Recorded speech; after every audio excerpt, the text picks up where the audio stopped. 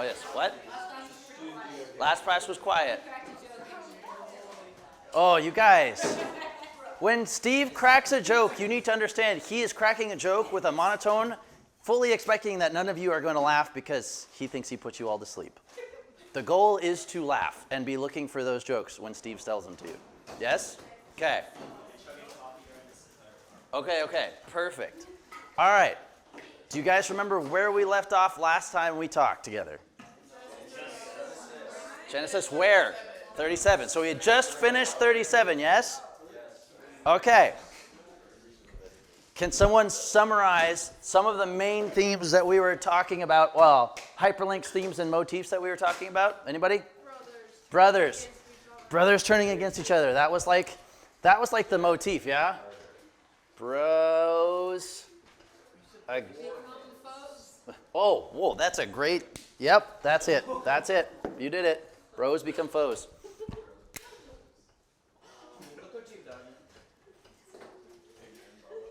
That's great. I love that theme. Well, I don't love that theme, but I love that you call it that. Yes, Caitlin.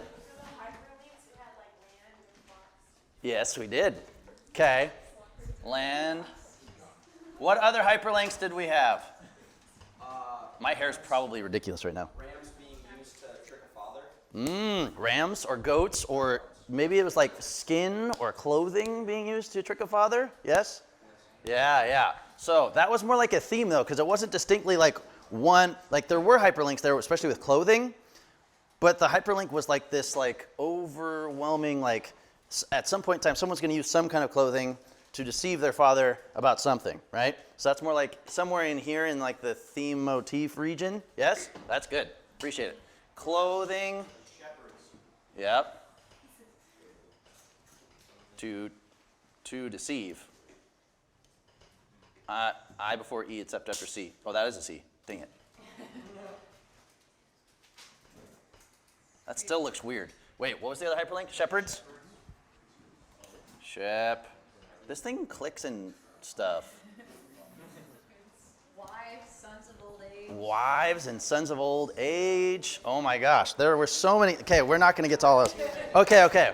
You guys are remembering. That's the goal of what that was. You guys notice that there are two other phrases or words that I've put up there. We've got design patterns. We talked about that briefly last time. That's way over there. And there's a question mark by it. I don't know where design patterns exactly fit in here. It's probably like in this section somewhere. Like hyperlinks are when one word matches another word somewhere else, and they're trying to draw a connection between the two places, right? Themes are when they have like several hyperlinks that are like in the same vicinity and they're trying to point towards the same thing. Motifs are when like a full story is like copying another story. Yes? Does that make sense? Design patterns are somewhere in the middle of motifs and themes. I don't know where. Okay, the other thing we have down here is space-time continuum. Time-space continuum is what I wrote down. We're not going to get too deep into it, and we're not talking about how it applies to prayer today. We're not going to get to that. That's way too much. But what I would like to do is, as you are reading this chapter, we're going to start in Genesis chapter 38 today. And you guys are thinking to yourselves, Genesis chapter 38, what's that one about? You guys are about to read one of the most uncomfortable chapters in the Old Testament. Woohoo! But I want you to take time to notice how the time-space continuum works in this chapter as you're reading. How many of you guys have watched one of the Deadpool movies? Anybody? Please? Yes? Okay. And you enjoyed the Deadpool movies or no? Yeah. Okay. Why do we enjoy the Deadpool movies? Okay, wait, no, hold on. You guys are not thinking critically about why you enjoy the Deadpool movies. You are just saying they are funny. We understand that they're funny. Why are they funny? Action? They're not funny because sometimes they're funny because of the action, but that's like gratuitous violence. I don't know. What? Ryan Reynolds is funny. What makes Ryan Reynolds funny? He's Canadian. Thanks. Yes, sort of. Okay, let's slow it down. What'd you say? His foul language makes him funny, or just how he uses language? All of the above. Okay. He doesn't care. Is that what makes him funny, or is that what? Partially. His character doesn't care. Timing? Who said that? Thank you. Timing. You're seeing the time-space continuum. Do you guys have this moment when Deadpool turns to the screen and says, "Hey, you," and starts talking to you, the viewer? Do you guys notice that, or are you just like, I'm so into this movie, it doesn't matter? Do you guys know what that's called? Breaking the fourth wall. Hey, we know what that's called. Yes. Okay, breaking the fourth wall. The Bible does it all the time. It's one of the funniest things in Deadpool movies because you're not supposed to do that when you're in a film. You're supposed to like bring people into the film and not make them feel like they're outside of the film. But when you talk to someone directly, like watching the camera, you are making them realize, I am being included in this film, but also I am separate from this film. Like all of a sudden, we have to ask what Ryan Reynolds / Deadpool / the writers are doing with how they're saying things, with how they're interacting with each other, but also with the viewers, because they're breaking the fourth wall. This is something you're not supposed to do in good film, quote unquote, which is hilarious because they make a good film by breaking the rules of good film. It's like music. You can break the rules once you know the rules. Exactly. You can break the rules once you know the rules. I would like you guys to start. So we're going to look for motifs, themes, and hyperlinks all throughout Genesis chapter 38. We're also going to look for how the space-time continuum works, because just like in Deadpool, where you have moments where like they skip ahead. They're like, and then you're like here, and you're like, how did we get here? And they don't explain any of that. You just get there. And then there are moments where everything pauses and Deadpool tells you what he's thinking. And you're like, how is this reality? It's not. Someone is telling you the thoughts that are going on inside their head in the middle of a moment. That's not realistic in the space-time continuum. Yes? Because time just continues forward. Now we can talk about how time moves forward at different speeds depending on who you are, and that's a different conversation for a different day. But I want you to read this with not just the hyperlinks and stuff in mind, but the space-time continuum in mind and how fast time is traveling. Okay? Can we do that? You guys ready? Let's pray, and then let's dig into this passage. God, as we study this really awkward, uncomfortable chapter of your word, Holy Spirit, would you point things out to us that we have not seen before that you think are important? As we study this, we want to know you better. That's the goal of this. Help us do that right now. In Jesus' name, amen. Okay, Genesis chapter 38. Here we go. And it came about at that time that Judah departed from his brothers. Oh, hang on a second. Can we pause for a second and talk about, do you guys have a note above departed? Anybody? Does anybody have a note above the word departed? They are trying to point out in my Bible that there's a hyperlink here that they are not pointing to by saying departed. Left? Okay. Yours says went down. What version are you reading? ESV. Very interesting. That's the extra special version. What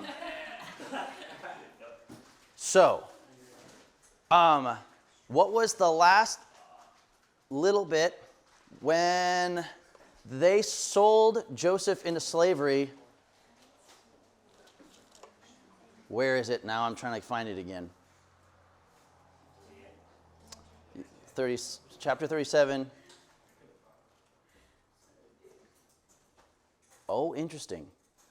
Okay. Read the first verse of chapter 39. Now, yes, read it out loud. I want to hear it. Yeah. Yeah, I want you to read it. Okay. Now Joseph had been taken down to Egypt. Wait, where had he been taken?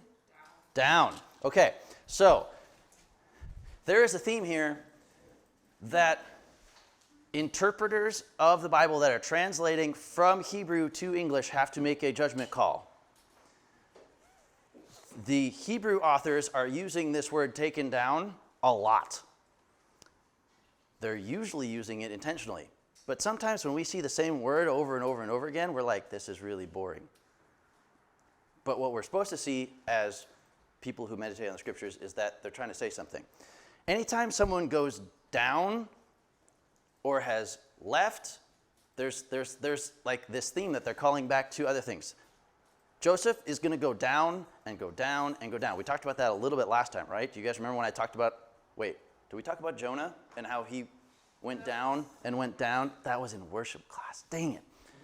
Jonah, the first bit, when he's like running away from God, and then in the belly of the great fish, went down and went down and went down and went down. And you're supposed to be like, oh no, because that's hyperlinking back to here, which is also when the Israelites went down to Egypt, when Abraham went down to Egypt.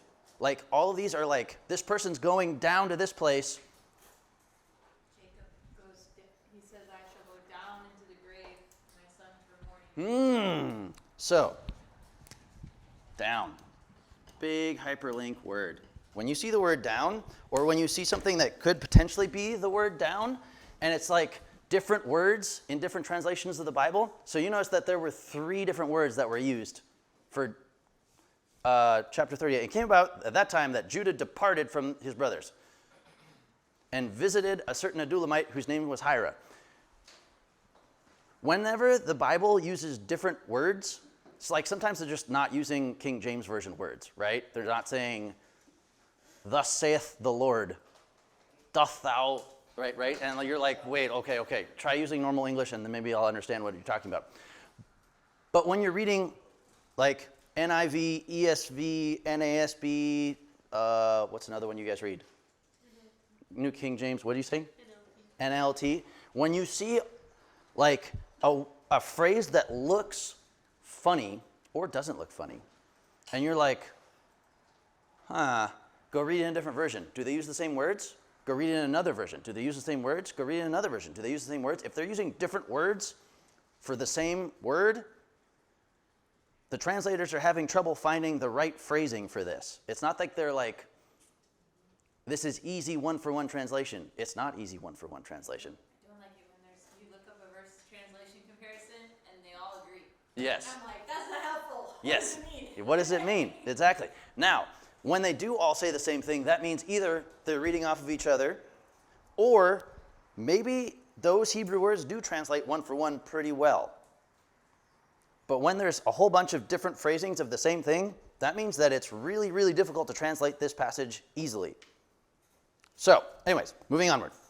Judah departed from his brothers, so he left his brothers, visited a certain Adullamite. Has anybody seen an Adullamite in Genesis thus far? The answer is no, because you guys are like, wait, have we? No. Adullamite is a new information, whose name was Hira. Now, when you encounter names in the Bible, what is that supposed to inspire in you, especially new names in the Bible? Go look up what that name means. Does anybody want to go look up what Hira means? Yes? You want to look it up? Go look it up. I know what it means. I had to go look these all up this last week because I was like, I want to make sure I have this right. But Adullamite, the people of Adullam were the people of, and this is what the word more or less means in Hebrew, is justice of the people.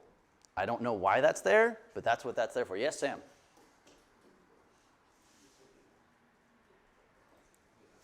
Wait, what? Oh, wait, never mind. Okay. Yeah. Do you have what Hira means? What is it? Liberty and anger. Interesting. That's what Hira means in? According to Google. Liberty and anger.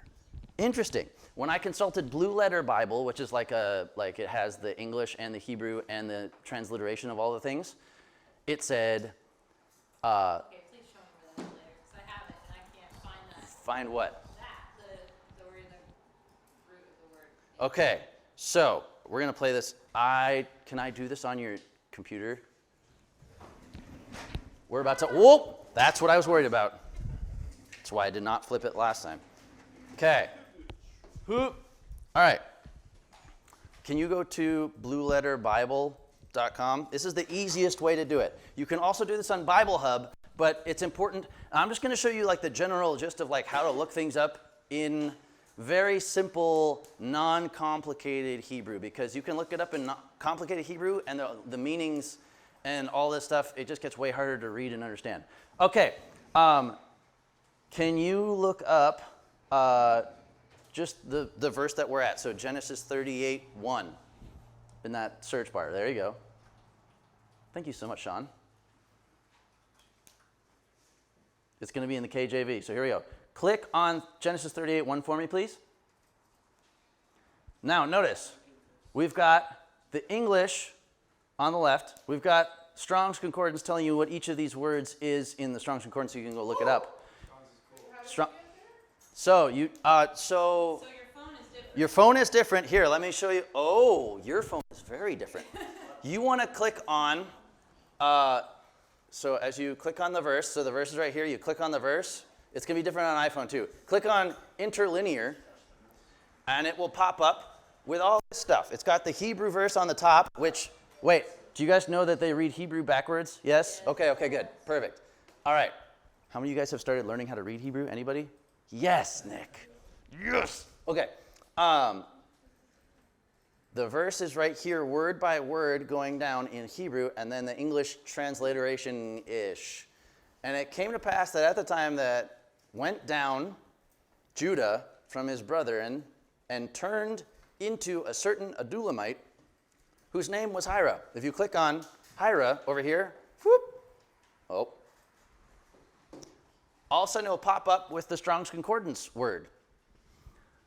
Oh, no, don't click on Hira. Click on Genesis 38 again. Click on the Hebrew. So you see that inflected root transliterated Hebrew word? Click on that right there. Or the 2437 right next to it. That will help you more. There you go. That's what pops up. Hira, a noble family. That is a little bit different than what you looked up in Google, isn't it? Thank you, Google. Google is not helpful in this instance. Interesting. Should I look up biblical meaning of Hyperlinks? There you go. You could try that. See if that matches. Interesting, isn't it? That's the meaning of the name Hira, a noble family. Now, what do we know about Judah thus far? What have we learned about Judah from previous chapters? Son of Jacob. So he's a son of Jacob. Jacob's the leader of his tribe, right? Oh, he's the birthright. He's got the birthright. Yes. What else do we know about Judah? What else have we read about him in the previous chapters that gave us a little insight into his character? He's selfish. Why is he selfish? What did he say that gave him away? He said, what will we gain if we kill our brother and cover his blood? What profit will it be to us? He's thinking about how to make a buck. He's thinking about how does this benefit me, right? So Judah departed from his brothers and visited a certain Adulamite whose name was a noble family. This guy was from a noble family. He's visiting people that are quote unquote important. Cool? Moving on. And Judah, watch for hyperlinks here, saw there a daughter of a certain Canaanite whose name was Shua, and he took her and went into her. Anybody uncomfortable? I'm already uncomfortable. But what hyperlink are we seeing right here? Yes? Her name means ditch swimming humiliation. Wait, whose name? Shua. Wait, according to what? Google. What does it mean according to the Blue Letter Bible? Wealth. And it's not her name. Shua is the name of the dad. They don't even bring up the woman's name. Shua in biblical means Cry for help. Isn't that interesting? This says wealth, but it also says a cry for help. There's a root word that it's attached to. So it could mean that Shua is wealthy. It could also mean that this is a cry for help from this wealthy person. They're trying to do something. I don't know what they're trying to do, but this one says wealth. Interesting that Judah is again looking for how to make it profitable for him. He's marrying into a wealthy family. Yes, but it's also, notice the language around this quote-unquote wedding ceremony that wasn't really a wedding ceremony. How did Judah decide to marry this girl? He saw a certain Canaanite the daughter of a certain Canaanite whose name was Shua. So the thing that was more important to him was that he was marrying into this wealthy, crying for help family than it was that he knew what his wife's name was, that we know what his wife's name was, right? Kind of brutal, yeah? It should make you really uncomfortable. But also, he saw and he took. What does that sound like? Ringing any bells? It's a what? Greed. It sounds like Eve when she saw the tree from the knowledge of the good and evil and saw that it looked good for food and decided to take it for herself. It is a theme. That is a theme, that is a hyperlink, that's two hyperlinks. That is a motif that has gone on through the entire book of Genesis. Anytime someone sees something and then they take it for themselves, you are supposed to be like, this is a tree of knowledge of good and evil, like repeat. Oh no, we've made a terrible mistake here. That's what you're supposed to be feeling in your gut. Yes? Cool. All right. Everybody's like on their computer looking at Blue Letter Bible, like finding all of the words and being like, what is happening? I've been like literally like, I know it's on here, but where is it? Yeah. Okay, we're going to go back here. You can turn the Blue Letter Bible stuff off for now, Sean. Just so that I get distracted by screens. Forgive me. Okay. Oh, there you go. Moving onward. So he took her and went into her, which is basically he got married, or so at least to what we understand. Oh, yours says got married. Good. Okay. Yeah. Well, I got King James. All right. Yeah. Okay. Continuing onward. So she conceived and bore a son and he named him What does mean? Watcher. Or with eyes wide open. Like that is, no, don't sing the song. I know. But like, I saw you, Emma. It's what I think about but it's literally like eyes open. I watch, right? That's name's meaning. Then she conceived again and bore a son and named him Onan. Yeah. But also, what else has changed? The name. What does the name mean? Pain, force, and iniquity. What? Pain, force, and iniquity. Pain, force, and iniquity. Strong. Strong is what the Hebrew interlinear says. Force is probably the closest. Google says whatever it wants to say. I googled up biblical meaning. Ah. Jesus be with those people. Okay, so we've got, I am very much, watching, eyes wide open, and a strong, super strong-willed person. Those are the two name meanings. That's the only, she conceived bore a son, he named him she conceived again a son and named him Onan. And she bore still another son and named him Shelah. A petition. It was at Kazib that she bore him. Anybody, Kazib? Falsehood or lying? Interesting. Okay. Now, when was the last time that we had 2 or 3 sons and they all had very different names and very different directions, and that the father chose one and that the mother chose the other one? Or Jacob and Esau. Are you seeing what I'm seeing? Are you making a connection that I'm connecting? Yes? That's a great question. It's somewhere in there. It's a mess. It's probably going to be a theme of, there's this constant theme of the father liking one and the mother liking the other, right? It's another. Where are you seeing this conflict? He named him she named him Onan and Shelah. Yeah? Now, Judah took a wife for his firstborn, and her name was Tamar. Palm tree, or what's the root word meaning of it? Where do you find that? Root word, the same as Tamar. Palm tree, date palm, but also to be upright. Of stature, oh my gosh, palm branches, where was it? There's another place where I found it. But apparently they're just using it for palm trees. Of stature. Okay. But Judah's firstborn, was evil in the sight of the Lord, so the Lord took his life. Oh, wait, I found something else. There you go. From an unused root meaning to be erect. Mm-hmm. Yep, a palm tree. Yep. So the Lord took Er's life. But Judah said to Onan, the secondborn, go into your brother's wife and perform your duty as a brother-in-law to her and raise up offspring for your brother. Could someone look up what that word offspring 2233 in the Strong's is? Because there's another hyperlink here that I think they're trying to point to. What is it? The older Bible is saying that the word for offspring is replaced with seed. Seed. When did we first hear about seeds in the book of Genesis? Adam and Eve in the garden, yes? God's calling Adam to nurture the earth, care for it, and to cultivate it, right? And behold, I have given you every seed-producing plant for food, right?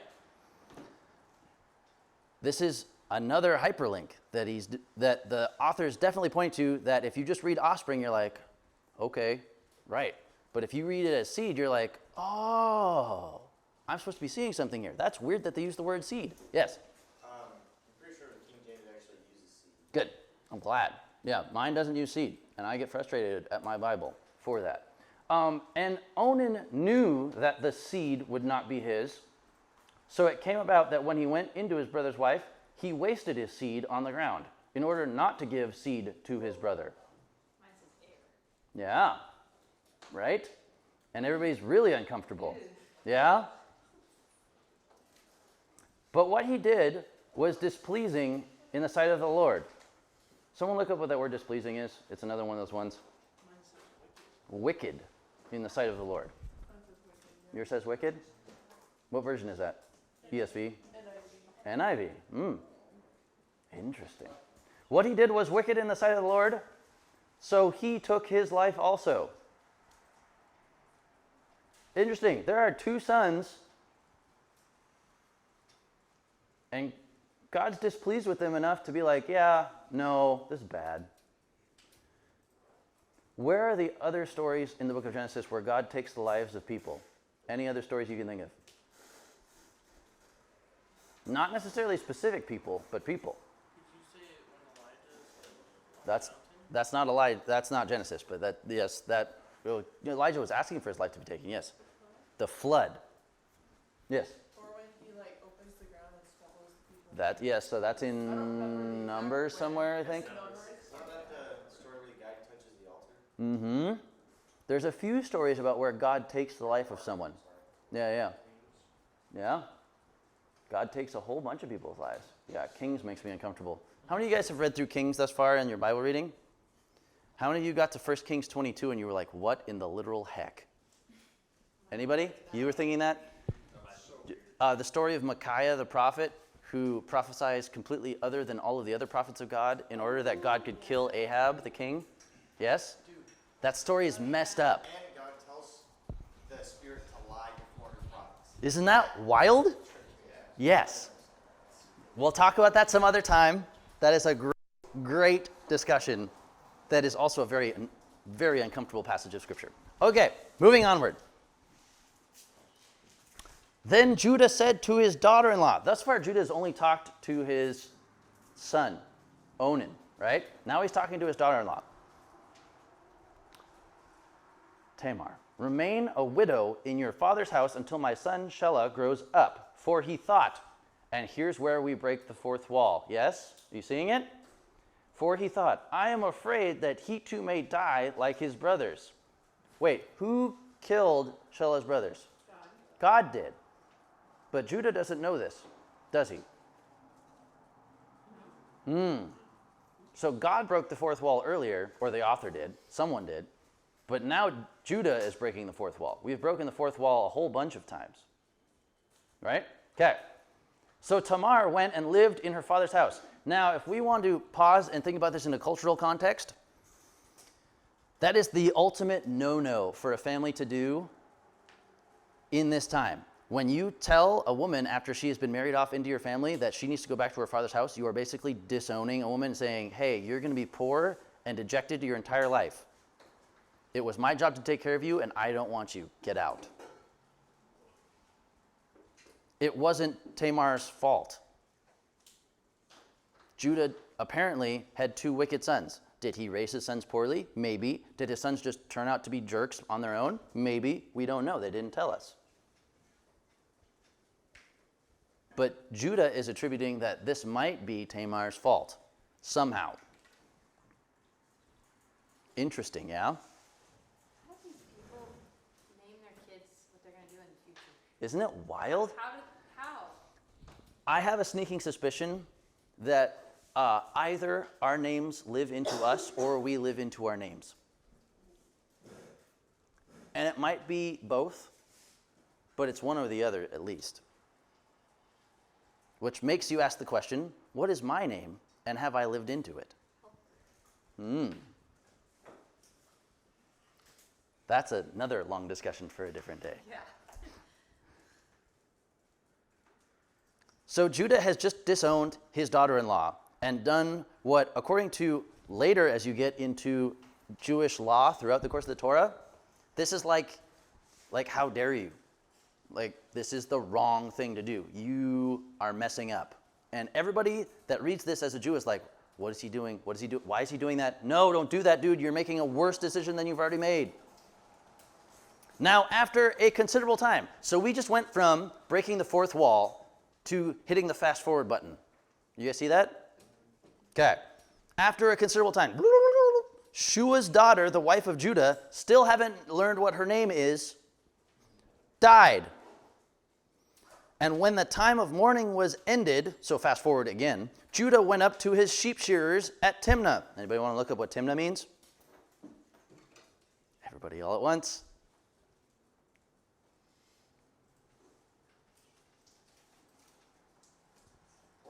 Portion. Or to count. What is my portion? Judah is again going to look for how much profit he has made. And he and his friend Hira the Adullamite. And it was told to Tamar, behold, your father-in-law is going up to Timnah to shear his sheep. So she removed her widow's garments. Hey, hyperlink anybody? Garments? And covered herself with a veil and wrapped herself and sat in the gateway of Enaim. Who knows what Enaim means? What does Enaim mean? An open place. Interesting.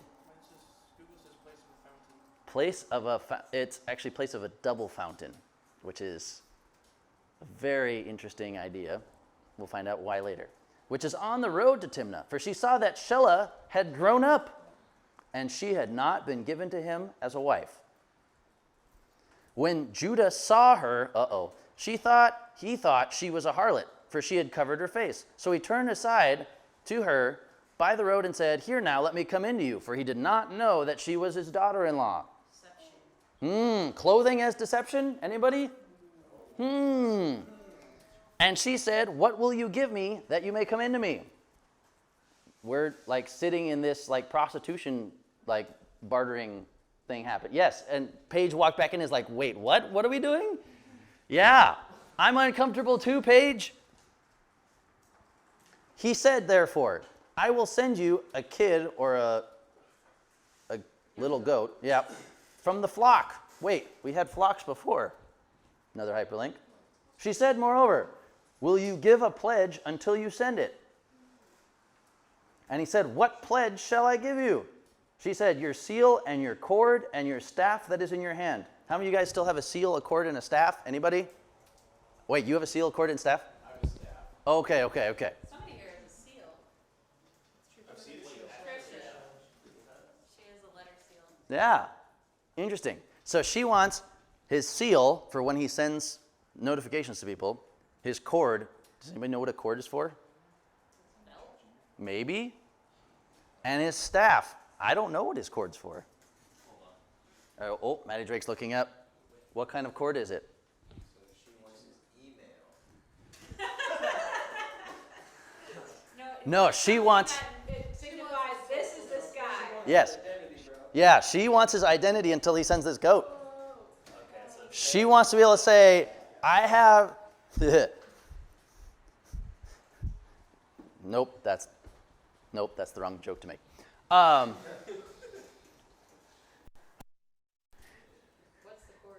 What's the cord? This is saying thy signet and thy bracelets and thy staff. Bracelets. What? Bracelets. So, Probably like a badge in that day and time. yeah, something saying these are my so Judah, right, is the, what is he? Nick was talking about it. He's the firstborn, right? There's got to be something special to signify I've taken over the firstborn role. I have all this important stuff. She knows this. It's cord or thread that's twisted. A bracelet. Something that he has that is special about him. So yes. Dude, giving away the birthright.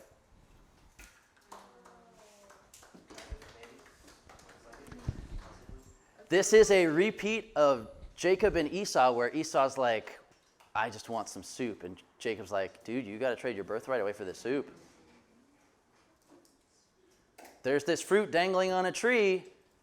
Eve, are you willing to give away everything that matters to you for this one piece of fruit on this tree? Yeah, man, totally down. Judah, are you willing to give away everything that's important to you? Everything that represents that you are like Would the that be firstborn? considered the identity of that person? That's the identity of that person. Are you willing to give away your identity for a quick fix? And Judah says, heck yeah, man.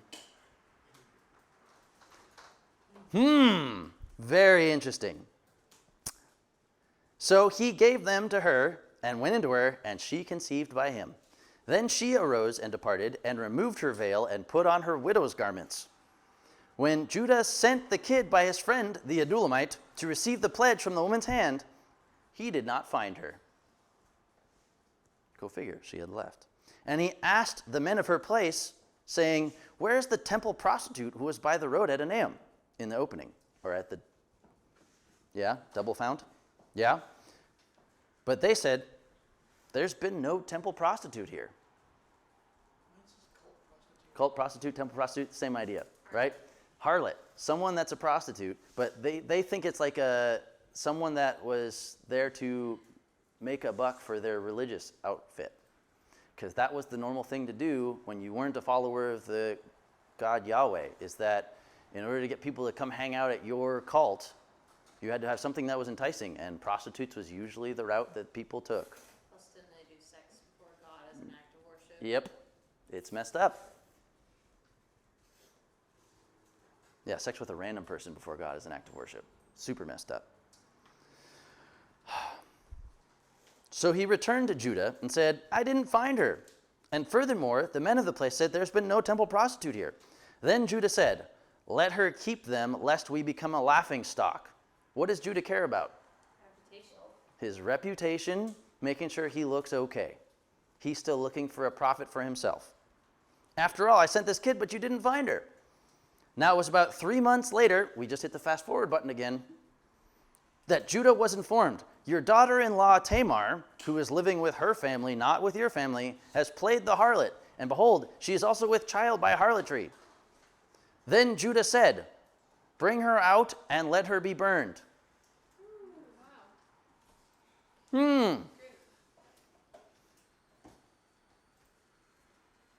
It was while she was being brought out that she sent to her father-in-law, saying, I am with child by the man to whom these things belong.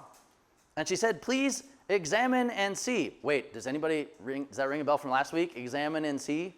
Do you remember when Judah and his brothers brought the garment to Jacob and said, please examine and see if this is your whole. Whose signet ring and cords and staff are these? And Judah recognized them and said, she is more upright than I, inasmuch as I did not give her to my son Shelah, and he did not have relations with her again. And it came about at the time she was giving birth. Where's his burning? What? Where's his burning? Yeah, where's his burning? She never got burned. She was more righteous than Judah. Talking about, like, it's not flipped, apparently. No, it's very, very patriarchal, yeah? Kind of messed up. Why does the guy not have to get burned at the stake, but the girl does? Great question. And it came about at that time when she was giving birth, that behold, there were twins in her womb. Dun, dun, Twins. It's a theme. Is that like a sign of her blessing? 'Cause he said she's more righteous than I am. It's like 2 kids in one. Maybe. Or it could just be that there's this theme of twins that go through like More conflict. more conflict. You're seeing more conflict going. What? Yeah, right? And fighting over the birthright from the woman. You guys are starting to see you're starting to see That comes out and then it's like, just kidding. it's so interesting, isn't it? Oh my goodness. And the Bible's predictable. But in a fun, beautiful, puzzling sort of way, yes? Yep. What the heck is this birthing process? Moreover, it took place while she was giving birth. One put out a hand, and the midwife took it and tied a scarlet thread on his hand, saying, "This one came out first." Where else have we seen some sort of thread? The cord. To mark the birthright. But it came about as he drew back his hand that, behold, his brother came out. And the midwife said, "What a breach you have made for yourself." So he was named Perez. Breakthrough. Or a breach, yeah. And afterward his brother came out, who had the scarlet thread on his hand, and he was named Zerah. So who has the birthright? Or Zara. Does it matter? Not to God. Not to God. That's the point of the end of the story, right? Notice that the next verse says, "Now Joseph had been taken down to..." Wait. So they just end the story there? Yeah. Why did they just end the story there? Is it done? Did they accomplish what they were trying to do with the story? Yes. Okay. So what were they trying to do with that story? Is that what they were trying to do? I don't think so. But maybe at first, right?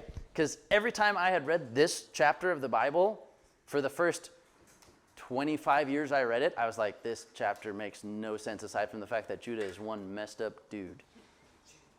Yes, Nick? So, now that we've established that Judah is one really messed up dude, Yes. doesn't Jesus come from like the line of Judah? Yep. So why did he choose like one of the most messed up 12 out of the 12? Yeah. Why didn't he choose Joseph? Why didn't he? Always confused. Why didn't he choose Joseph? So, you guys ready for this? This is where I end this lesson and leave you in a puzzle until next time I get to come and talk with you guys. Is this the end of the story of Judah in the book of Genesis? No, there's more to the story of Judah in the book of Genesis. So we don't, oh right, there's still more to the story. But we had like this and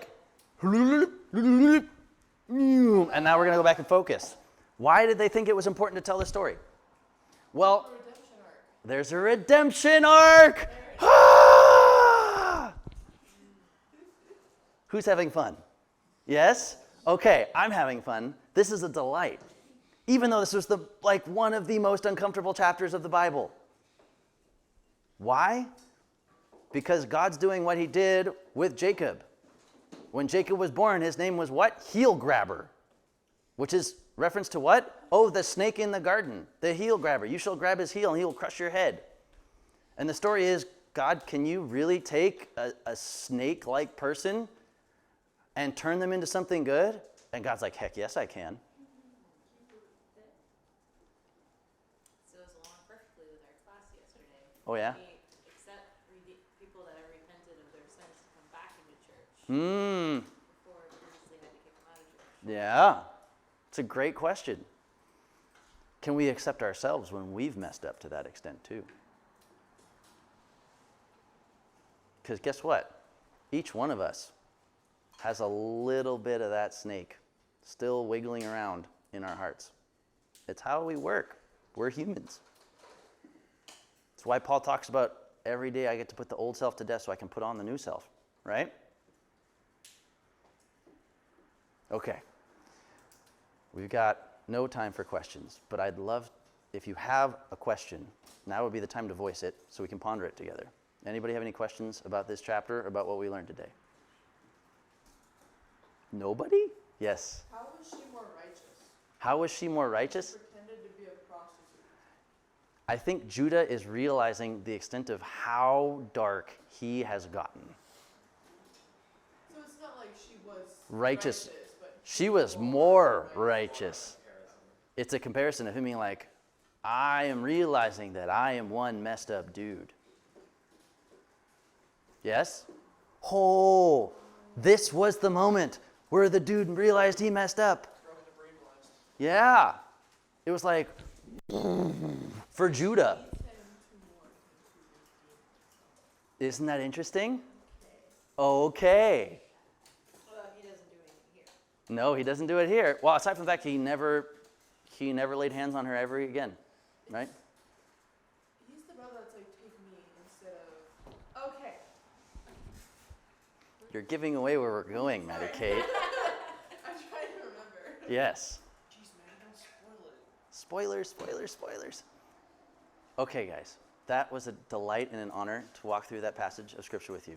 I hope you had fun. I look forward to finally getting to Genesis 39, where we were actually trying to get to from the beginning. You're dismissed.